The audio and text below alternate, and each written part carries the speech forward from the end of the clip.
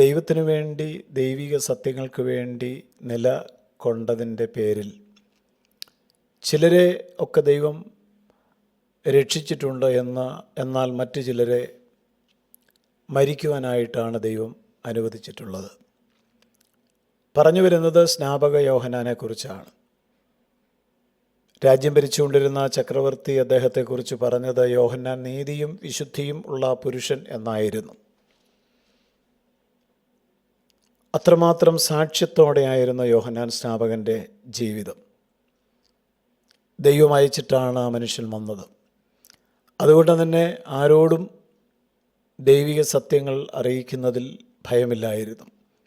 മുഖം നോക്കാതെ പാപജീവിതത്തിൽ തുടരുന്ന ആളുകൾ തൻ്റെ ശ്രോതാക്കളായിട്ട് വന്നപ്പോൾ അവരോട് മാനസാന്തരപ്പെടുവാൻ ആണ് യോഹന്നാൻ സ്നാപകൻ ആവശ്യപ്പെട്ടത്.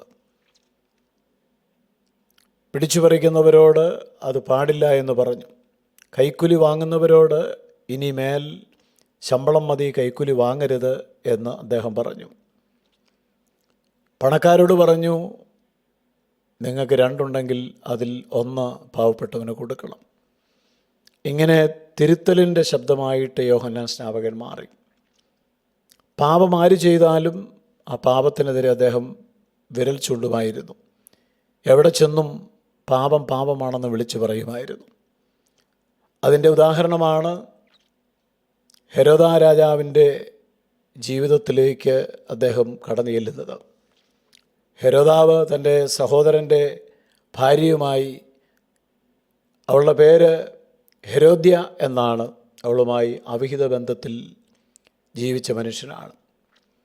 എന്നാൽ സ്നാപക യോഹന്നാൻ നിൻ്റെ സഹോദരൻ്റെ ഭാര്യയോട് അവിഹിത ബന്ധത്തിൽ ഏർപ്പെടുന്നത്, അതിൽ തുടരുന്നത് നിനക്കൊട്ടും ചേർന്നതല്ല എന്ന് പറഞ്ഞിരുന്നു. ഈ വാക്കുകൾ ഹെരോദാവ് കേട്ടപ്പോൾ അവൻ നീതിയും വിശുദ്ധിയുമുള്ള പുരുഷൻ ആണെന്ന് മനസ്സിലാക്കി അവനെ ഭയപ്പെട്ടു. അവനെ കാത്തുകൊണ്ടു. അവൻ്റെ വചനം കേട്ടിട്ട് വളരെ കലങ്ങിയെങ്കിലും സന്തോഷത്തോടെ കേട്ടുപോന്നു.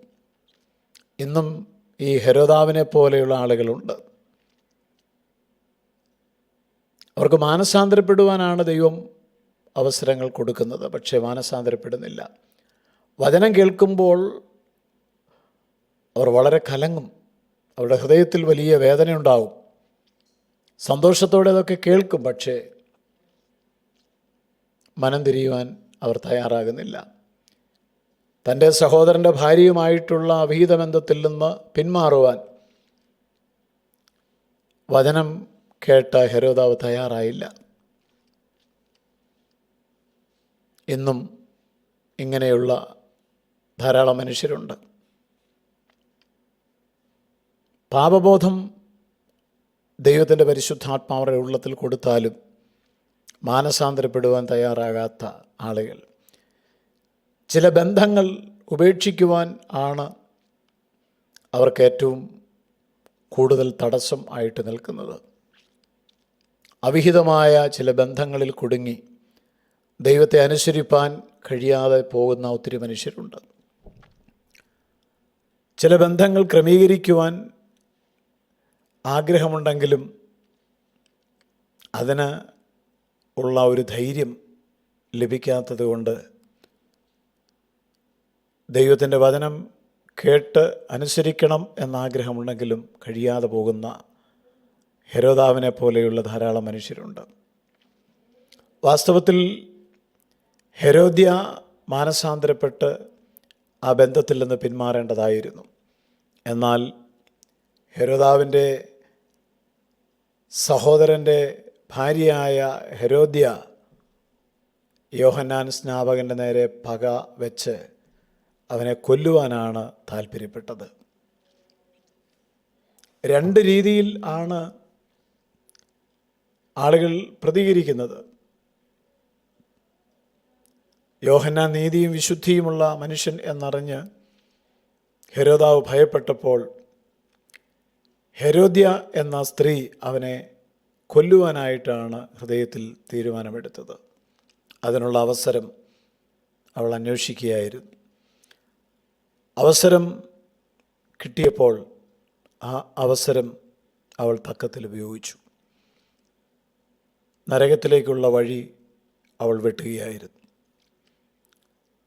ഇന്നും ആളുകൾക്ക് ദൈവം മാനസാന്തരപ്പെടുവാൻ സമയം കൊടുക്കുമ്പോൾ, അതുകൊണ്ടാണ് എഫേസ്യ ലേഖനത്തിൽ പറയുന്നത്, ഇത് ദുഷ്കാലം ആകയാൽ സമയം തക്കത്തിൽ ഉപയോഗിച്ചു കൊള്ളണം. ഓരോരുത്തർക്കും ദൈവം കൊടുക്കുന്ന സമയം തക്കത്തിൽ ഉപയോഗിക്കണം. ഹെരോദാവിനും ഹെരോദ്യയ്ക്കും മാനസാന്തരപ്പെടുവാൻ ദൈവം കൊടുത്ത സമയം അവർ ഉപയോഗിച്ചില്ല. മറിച്ച് അവരുടെ ഹൃദയം കൂടുതൽ അവർ കഠിനപ്പെടുത്തുകയായിരുന്നു. നരകത്തിലേക്കുള്ള യാത്രയിൽ ആണ് അവരെ ഇരുവരും എന്നുള്ളത് പ്രത്യേകം നാം മറന്നു പോകരുത്. ഇന്നും ദൈവം നമുക്ക് അവസരങ്ങൾ തരുന്നു, ദൈവത്തോട് കൂടുതൽ അടുക്കുവാൻ, മാനസാന്തരപ്പെടുവാൻ, ദൈവത്തിൻ്റെ വചനം അനുസരിക്കുവാൻ. പക്ഷേ നമുക്കതിന് കഴിയാതെ പോയാൽ നഷ്ടപ്പെടുന്നത് നമ്മുടെ ജീവിതമാണ്. കാലം പെട്ടെന്ന് നമ്മെ വിട്ട് കടന്നു പോകും. ഒരു നാൾ നാം എല്ലാവരും നശ്വരമാകുന്ന ലോകം വിട്ട് പിരിയും. പിന്നീടൊരവസരത്തിന് വേണ്ടി നാം ആഗ്രഹിച്ചാലും അത് നമുക്ക് ലഭിക്കുകയില്ല. അതുകൊണ്ട്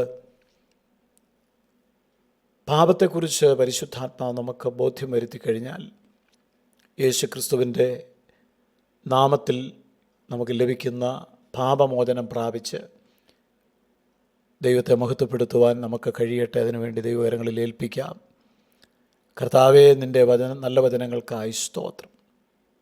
വചനം കേട്ട് അനുഗ്രഹിക്കപ്പെടുവാൻ സഹായിക്കണം. ക്രിസ്തുയേശുവിൻ നാമത്തിൽ ആമേൻ.